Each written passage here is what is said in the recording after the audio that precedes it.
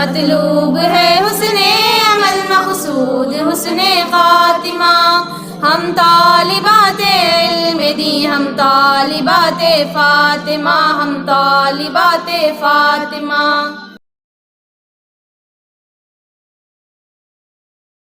السلام علیکم ورحمۃ اللہ وبرکاتہ.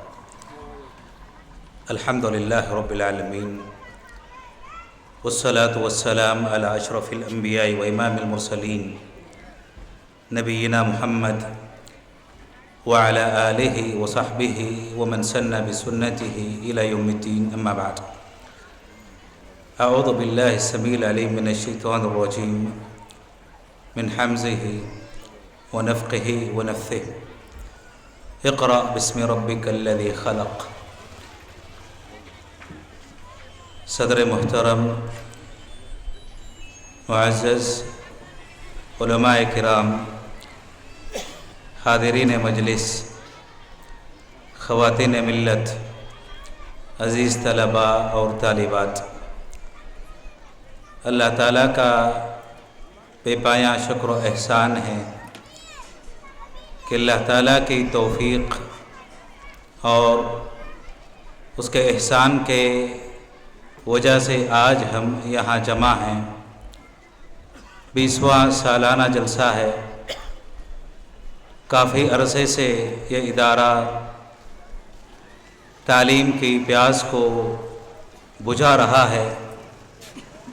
میں دعا کرتا ہوں کہ اللہ تعالیٰ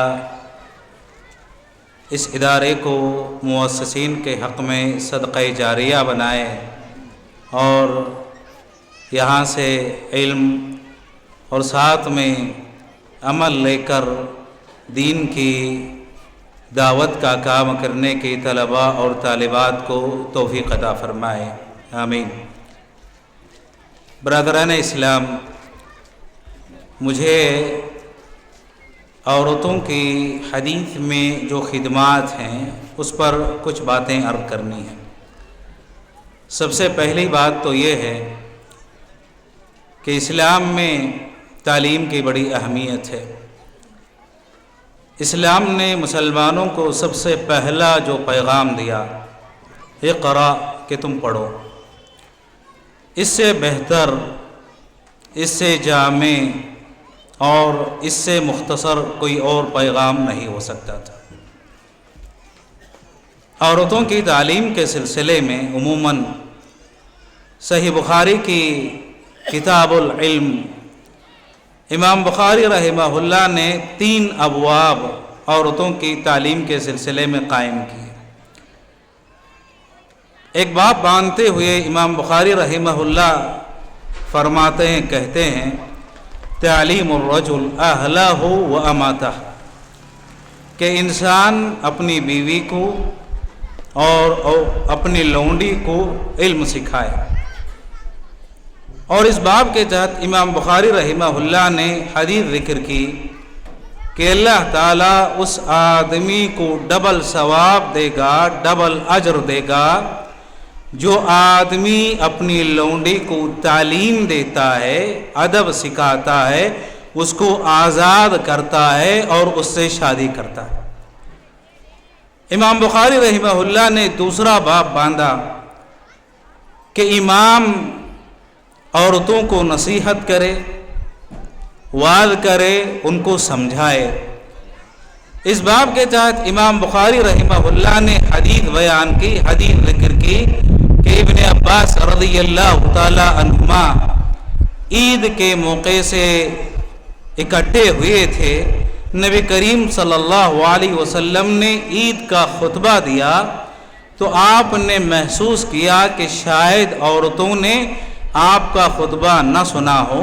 نبی کریم صلی اللہ علیہ وسلم عورتوں کے پاس آئے اور اللہ کے نبی علیہ السلام نے عورتوں کو وعظ اور نصیحت کی. وعظ اور نصیحت کا اثر یہ تھا کہ عورتیں اپنی کان کی بالیاں اور اپنی انگوٹھیاں بلال رضی اللہ تعالی عنہ کے کپڑے میں صدقے کے طور پر ڈالنے لگی. امام بخاری رحمہ اللہ نے تیسرا باب ذکر کیا.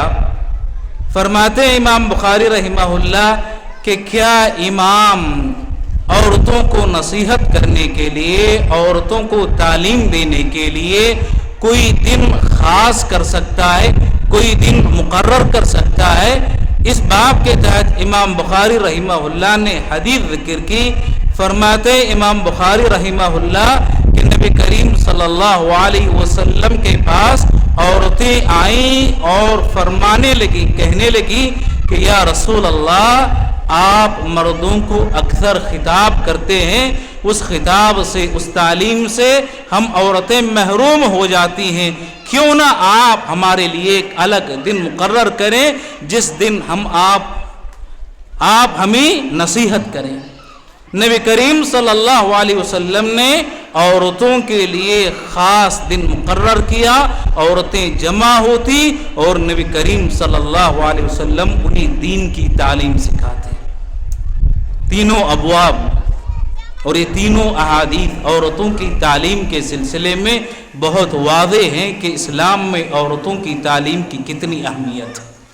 اب آئیے حدیث کی طرف کہ عورتیں اسلام میں حدیث کی تعلیم کیوں سیکھیں، کیوں حاصل کریں؟ نبی کریم صلی اللہ علیہ وسلم نے فرمایا نضر اللہ امرأ سمع مقالتی فحفظها وعاها وأداها كما سمع۔ اللہ تعالیٰ اس بندے کے چہرے کو تر و تازہ رکھے، اس کو نور عطا کرے جو میری بات کو سنتا ہے، اس کو یاد کرتا ہے، دوسروں تک پہنچاتا ہے۔ تو نبی کریم صلی اللہ علیہ وسلم نے دعا دی۔ سفیان رحمہ اللہ فرماتے ہیں جتنے حدیث کی تعلیم حاصل کرنے والے لوگ ہیں ان کے چہروں پر تم نور پاؤ گے، روشنی پاؤ گے، کیونکہ نبی کریم صلی اللہ علیہ وسلم کی یہ دعا ہے۔ اسی لیے جو بھی مرد، جو بھی عورت، جو بھی خاتون حدیث کی تعلیم حاصل کرتی ہے اس کے چہرے پر نور ہوگا، بشاشت ہوگی، روشنی رہے گی۔ یہی وجہ ہے کہ خواتین اسلام نے اول دن سے صحابیات، تابعیات، اتباع تابعیات اور موجودہ دور تک حدیث کے علم سے جڑی ہوئی ہے۔ حدیث کا علم سیکھنا، حدیث کو سکھانا، حدیث پر عمل کرنا، حدیث کی نشر و اشاعت کرنا، مردوں کے ساتھ شانہ بشانہ عورتیں شامل ہیں، عورتیں شریک ہیں۔ میرے محترم مسلمان دوستو، سب سے بہترین مثال ام المؤمنین عائشہ صدیقہ رضی اللہ تعالیٰ عنہ کی، چھوٹی سی بچی، ابھی نبی کریم صلی اللہ علیہ وسلم کی زوجیت میں نہیں آئی تھی، اس زمانے سے حدیث کو سیکھنا شروع کیا۔ زوجیت میں آئیں، نبی کریم صلی اللہ علیہ وسلم کے اقوال کو، افعال کو، تقریرات کو یاد کرنا شروع کیا، اور حدیثوں کو یاد کرنے کی برکت تھی کہ امہات المؤمنین میں، بلکہ دنیا کی ساری عورتوں میں اگر کسی کے احادیث کی تعداد سب سے زیادہ ہے تو ام المؤمنین عائشہ صدیقہ رضی اللہ تعالی عنہا 2210 حدیثیں اکیلی ام المؤمنین عائشہ صدیقہ رضی اللہ تعالی عنہا روایت کرتی۔ ابن شہاب زہری رحمہ اللہ فرماتے ہیں، وہ کہتے ہیں دنیا کی ساری عورتوں کا علم ایک جگہ جمع کر دیا جائے اور اکیلی ام المؤمنین عائشہ صدیقہ رضی اللہ تعالی عنہا کے علم کو ایک پلڑے میں رکھ دیا جائے تو ام المؤمنین عائشہ صدیقہ رضی اللہ تعالی عنہا کا علم دنیا کی ساری عورتوں پر بھاری ہو جائے گا۔ ان کے علم کی کمیت اور مقدار کا آپ اندازہ کریں کہ عائشہ صدیقہ رضی اللہ تعالی عنہا سے علم حاصل کرنے کے لیے کبار صحابہ رجوع کیا کرتے تھے۔ کبھی کسی صحابی سے کوئی غلطی سرزد ہو جاتی، اپنی غلطی کو درست کروانے کے لیے ام المومنین عائشہ صدیقہ رضی اللہ تعالی عنہا کی طرف مراجعت فرماتے ہیں۔ ابو ہریرہ رضی اللہ تعالی عنہ کی روایت ہے، وہ فرماتے ہیں عبداللہ بن عمر رضی اللہ تعالی عنہما مجلس میں بیٹھے ہوئے تھے، ابو ہریرہ رضی اللہ تعالی عنہ نے ایک حدیث سنائی۔ حدیث کیا ہے کہ نبی کریم صلی اللہ علیہ وسلم نے فرمایا، جو آدمی کسی مسلمان کے انتقال ہونے کے بعد، کسی مسلمان کا انتقال ہو جاتا ہے، کسی مسلمان کے انتقال ہونے کے بعد اگر کوئی آدمی اس کے جنازے کے ساتھ شرکت کرتا ہے تو 1 قیراط ثواب پائے گا، نماز جنازہ ادا کرتا ہے تو 2 قیراط ثواب پائے گا۔ حدیث سنائی ابو ہریرہ رضی اللہ تعالیٰ عنہ نے۔ عبداللہ بن عمر رضی اللہ تعالیٰ عنہما کو کچھ شک ہوا حدیث کے سلسلے میں کہ آیا نبی کریم صلی اللہ علیہ وسلم نے اس قسم کی کوئی بات کی ہے، اس قسم کی کوئی بات کہی ہے، جانچنے کے لیے، معلوم کرنے کے لیے کہ آیا نبی کریم صلی اللہ علیہ وسلم کی اس قسم کی کوئی حدیث موجود ہے، پائی جاتی ہے، معلوم کرنے کے لیے اپنا ایک رسول، ایک قاصد ام المومنین عائشہ صدیقہ رضی اللہ تعالی عنہا کے پاس روانہ کرتے ہیں۔ ابن عمر رضی اللہ تعالی عنہما کا قاصد رسول ام المومنین عائشہ صدیقہ رضی اللہ تعالی عنہا کے پاس پہنچتا ہے اور سوال کرتا ہے کہ یا ام المومنین، اے مومنوں کی ماں، ہم آپ سے سوال کرتے ہیں، پوچھتے ہیں، میں ابن عمر رضی اللہ تعالیٰ عنہما کا قاصد ہوں، رسول ہوں، انہوں نے مجھ سے یہ تأکد چاہا ہے، یہ معلوم کرنا چاہا ہے کہ کیا نبی کریم صلی اللہ علیہ وسلم نے اس قسم کی کوئی حدیث بیان کی کہ آدمی کا انتقال ہو جائے، جنازے میں شرکت کرو تو 1 قیراط ثواب ملے گا، اور جنازے کی نماز ادا کرو 2 قیراط کا ثواب ملے گا، کیا اس قسم کی حدیث نبی کریم صلی اللہ علیہ وسلم نے کہی ہے؟ تو عائشہ صدیقہ رضی اللہ تعالیٰ عنہما فرماتے ہیں، صدق ابو ہریرہ رضی اللہ تعالیٰ عنہما نے سچ فرمایا، یہ نبی کریم صلی اللہ علیہ وسلم کی حدیث ہے۔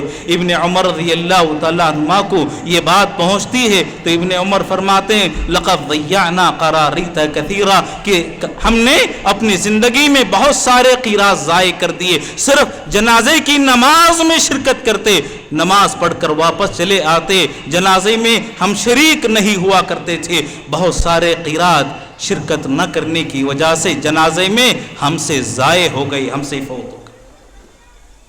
یہ ام حبیبہ رضی اللہ تعالیٰ عنہ حدیث کا علم سیکھتی ہیں اور حدیث کے علم کو عام کرتے ہیں۔ صحیح مسلم کی روایت ہے، ام حبیبہ رضی اللہ تعالیٰ عنہ نے نبی کریم صلی اللہ علیہ وسلم کی ایک حدیث سنی، من صلی 12 رکعۃ فی کل یوم و لیلہ بنى اللہ لہن بیتا فی الجنہ، جو آدمی، جو مسلمان دن اور رات میں 12 رکعت نماز ادا کرے، دن اور رات میں 12 رکعت نماز ادا کرے، اللہ تعالیٰ دن اور رات میں 12 رکعت نماز ادا کرنے کی وجہ سے اس کے لیے جنت میں گھر تعمیر کرے گا۔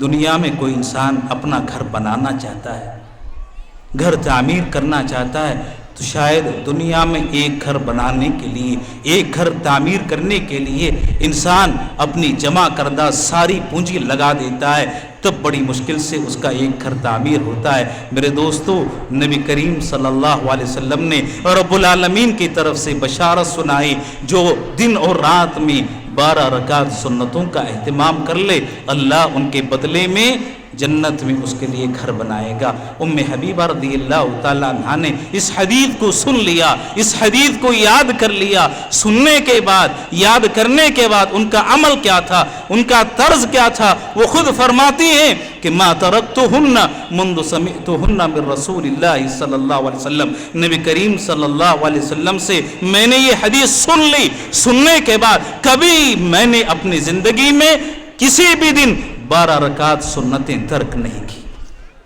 मुझसे फौत नहीं हुई।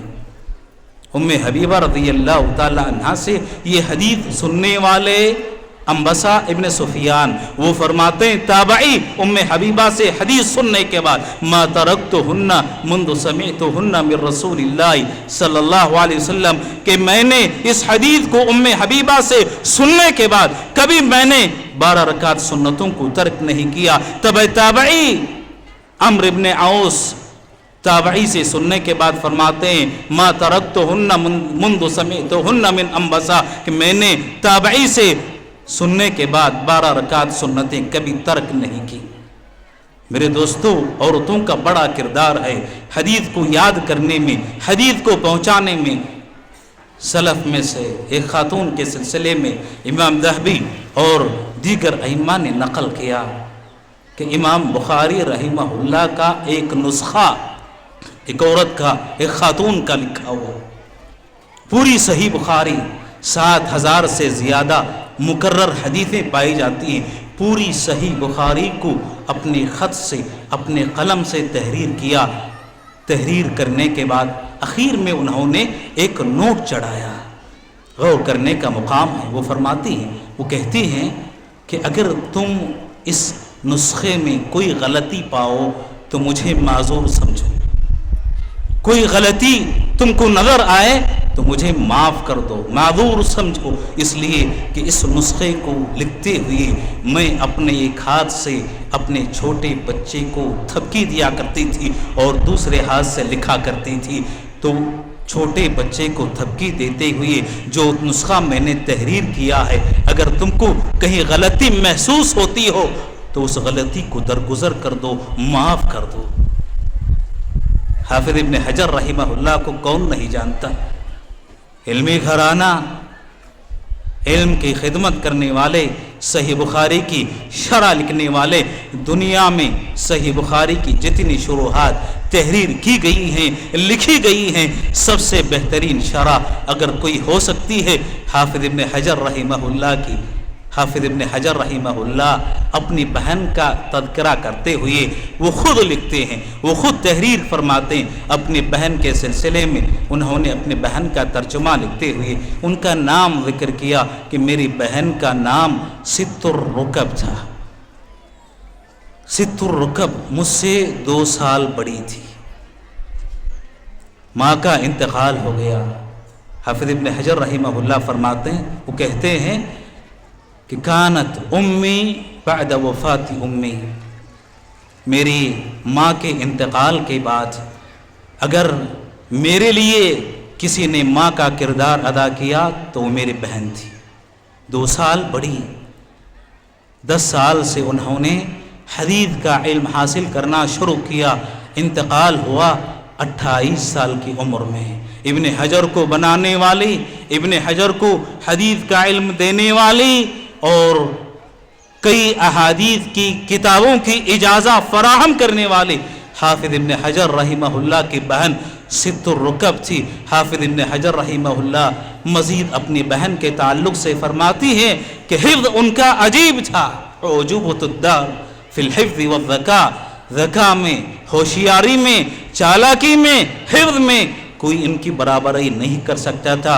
इमाम इब्न हजर रहिमहुल्लाह के शागिर्द हाफिज सखावी रहिमहुल्लाह फरमाते हैं कि मैंने इब्न हजर रहिमहुल्लाह की बहन से हदीस की किताबों को पढ़ा और उनसे इजाज़ा हासिल किया। न सिर्फ सखावी बल्कि किबार मुहद्दिसीन ने उनसे इल्म हासिल किया और उनसे इजाज़ा हासिल किया। मेरे मुहतरम मुसलमान दोस्तों, हाफिज इब्न हजर रहिमहुल्लाह की न सिर्फ बहन बल्कि उनकी अपनी बीवी, नाम था उन्स। हाफिज इब्न हजर रहिमहुल्लाह अपनी बीवी के ताल्लुक़ से तर्जुमा करते हुए फरमाती है कि मेरी सुख और दुख की साथी, गमों सुखी में, खुशी में मेरा दुख दर्द बांटने वाली, साथ देने वाली। हाफिज इब्न हजर रहिमहुल्लाह फरमाते हैं कि मैं अपनी बीवी को लेकर अपने शेख, अपने उस्ताद हाफिज इराक़ी के पास आता, उनको मजलिस में शामिल करता, शरीक करता, हदीस को सुनाया करता। यहाँ तक कि ابن حجر رحمہ اللہ کے استاد عراقی سے احادیث پڑھنے کے بعد ان کے کئی کبار ائمہ شاگرد تھے. حدیث کو پڑھنا اور پڑھانا ان کا مشغلہ تھا، بلکہ اپنے شوہر کے ساتھ کئی شاگردوں کو انہوں نے حدیث سیکھا، حدیث سکھایا. میرے دوستوں، مثالوں سے تاریخ بھری پڑی ہے. مثالیں اتنی ہیں کہ شاید بیان کرنا مشکل ہو جائے گا. ضرورت اس بات کی ہے کہ حدیث کے علم کی اہمیت کو سمجھیں. ہماری مائیں، ہماری بہنیں ایک عالمہ تھیں، مجددوں کو بنایا، محدثین کو بنایا، مفسرین کو بنایا، اور ایسے ایسے عالم ان گھرانوں سے پیدا ہوئے کہ آج ان گھرانوں کے عالموں کا تذکرہ کرتا ہے، لیکن ان کے پیچھے جن عورتوں کا کردار ہے، جن محدثات کا کردار ہے، شاید آج ان کا تذکرہ بہت کم ہوتا ہے. امام بخاری رحمہ اللہ کو بنانے والی ان کی ماں تھی. امام احمد بن حنبل رحمہ اللہ کو بنانے والی ان کی ماں تھی. امام شافعی رحمہ اللہ کو بنانے والی ان کی ماں تھی. شیخ الاسلام ابن تیمیہ رحمہ اللہ کو بنانے والی ان کی ماں تھی. سارے کے سارے یتیم تھے، باپ کا بچپن میں انتقال ہو گیا تھا. امام شافعی رحمہ اللہ کی والدہ نے ان کی تربیت کی، امام بخاری رحمہ اللہ کی والدہ نے ان کی تربیت کی، امام احمد بن حنبل رحمہ اللہ کی والدہ نے ان کی تربیت کی، شیخ الاسلام ابن تیمیہ رحمہ اللہ کی والدہ نے ان کی تربیت کی. ان کو بنانے والے، سنوارنے والے، تربیت دینے والے، علم دینے والے یہ خواتین اسلام تھی. اگر آج بھی کوئی خاتون ایسی میسر آ جائے، پورا معاشرہ، پورا گھر سنور سکتا ہے. شیخ الاسلام ابن تیمیہ رحمہ اللہ کی جو خدمات ہیں سارے لوگ جانتے ہیں. امام شافعی رحمہ اللہ کے کس پائے کے عالم تھے سب جانتے ہیں. ایک خاتون اگر امام احمد کو بنا سکتی ہیں، ایک خاتون امام شافعی کو بنا سکتی ہیں، امام بخاری کو بنا سکتی ہیں، ابن تیمیہ کو بنا سکتی ہیں، تو آج بھی وہی خواتین مجدد، محدث، مفسر، مورخ، بلکہ بڑے بڑے کبار علماء کو پیدا کر سکتی ہیں اور ان کی تربیت کر سکتی ہیں. شرط یہ ہے کہ بذات خود وہ حدیث کا علم حاصل کیے ہوں. حافظ ابن حجر رحمہ اللہ نے امام شافعی رحمہ اللہ کی مثال کا تذکرہ کیا. ایک مثال دے کے میں اپنی بات ختم کروں گا. حافظ ابن حجر رحمہ اللہ نے امام شافعی رحمہ اللہ کی ماں کا تذکرہ کیا کہ بڑی محدثہ تھیں، بڑی عالمہ تھی. ان کے علم کی گہرائی کا اندازہ اس ایک واقعے سے لگائیں کہ ایک مرتبہ امام شافعی رحمہ اللہ کی ماں کو قاضی کے دربار میں گواہی دینے کی ضرورت پیش آئی، اور آپ جانتے ہیں اپنی گواہی کو درج کروایا، گواہی پیش کی قاضی کے دربار میں. قاضی نے سوچا کہ دو عورتیں ہیں، ان کی گواہی کو الگ الگ قلم بند کیا جائے. ایک عورت کو باہر بھیج دیا جائے اور پہلی عورت کی گواہی کو درج کریں، اس کے بعد پہلی عورت کو باہر بھیج کر دوسری عورت کی گواہی کو درج کریں. قاضی نے جیسے ہی اپنا یہ ارادہ ظاہر کیا تو امام شافعی رحمہ اللہ کی والدہ کہنے لگی کہ آپ ایسا نہیں کر سکتے، آپ کو یہ اختیار نہیں شریعت کی روشنی میں. قاضی نے سوال کیا کہ شریعت کی روشنی میں مجھے یہ کیوں اختیار نہیں؟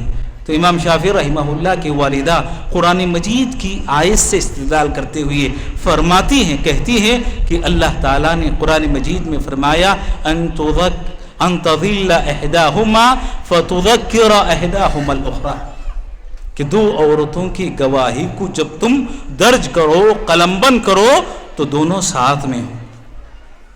کیوں؟ اس لیے کہ ایک عورت اگر گواہی میں غلطی کرنے لگے تو دوسری عورت اس کو یاد دلائے گی. اللہ تعالیٰ کا یہ فرمانا کہ اگر پہلی عورت غلطی کرتی ہے دوسری عورت یاد دلائے گی، تو اس کا مطلب یہ ہوا کہ دونوں عورتوں کی گواہی کو ساتھ لیا جائے. الگ الگ گواہی کو آپ قلم بند نہیں کر سکتے، تحریر نہیں کر سکتے. تو امام شافعی رحمہ اللہ کی قوت استدلال کو قاضی بھی تسلیم کرتا ہے اور دونوں کی گواہی کو ایک ساتھ قلم بند کرتا ہے. حافظ ابن حجر رحمہ اللہ نے اس واقعے کو نقل کرنے کے بعد کہا کہ امام شافعی رحمہ اللہ کی والدہ کے اس واقعے سے پتہ چلتا ہے کہ وہ مفسرہ بھی تھی، محدثہ بھی تھی، فقیہہ بھی تھی. عورتوں کا بڑا کردار ہے۔ میرے محترم مسلمان دوستو، آج ضرورت اس بات کی ہے کہ عورتوں کی تعلیم اور تربیت کی طرف خصوصیت کے ساتھ توجہ دی جائے۔ آج ارتداد کا زمانہ ہے، اسلام سے بہت سارے لوگ پھر جا رہے ہیں۔ ارتداد کا ایک فتنہ ہے، ایک لہر ہے جو سارے ملک میں پھیلی ہوئی ہے۔ اگر اس کا سدباب کیا جا سکتا ہے تو تعلیم کے ذریعے، دینی تعلیم کو عام کرنے کے ذریعے، خواتین کی تعلیم اور تربیت کے ذریعے میں اللہ تعالیٰ سے دعا کرتا ہوں کہ اللہ تعالیٰ ہم تمام مسلمانوں کو دینی تعلیم کی اہمیت کو سمجھنے، اس کو عام کرنے کی توفیق عطا فرمائے۔ اللہ تعالیٰ جب تک زندہ رکھے، ایمان اور اسلام پر زندہ رکھے، موت دے تو اللہ توحید اور ایمان پر موت عطا فرمائے، حسن خاتمہ اللہ تعالیٰ نصیب فرمائے، سوئی خاتمہ سے اللہ تعالیٰ بچائے رکھے، جنت میں جگہ دے، جہنم اور قبر کے عذاب سے بچائے، آمین۔ وآخر دعوانا الحمد للہ رب العالمین۔ السلام علیکم ورحمۃ اللہ وبرکاتہ۔